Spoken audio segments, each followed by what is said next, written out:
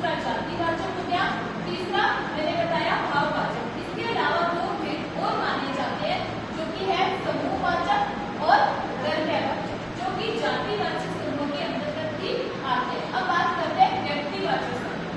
व्यक्तिवाचक संज्ञा जिससे हमें किसी व्यक्ति का बोध होता है उसे हम क्या कहेंगे? व्यक्तिवाचक संज्ञा। जैसे मैंने बताया किसी का नाम, ठीक है, या कोई एक ऐसी वस्तु जो कि एक ही है, जैसे जैसे स्थान, जैसे कोई जैसे ताजमहल तो एक ही है, तो वो क्या है? व्यक्तिवाचक। इसके अलावा प्राणियों का नाम हो गया, वस्तु होगी जो कि एक ही होती है, वो किसमें आती है?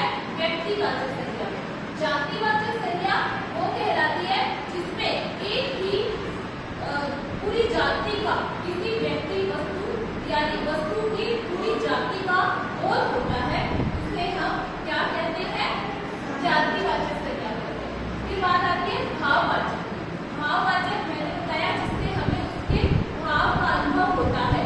जैसे बात करें मिठास, खुशी, बचपन, ये सब क्या है? एक भाव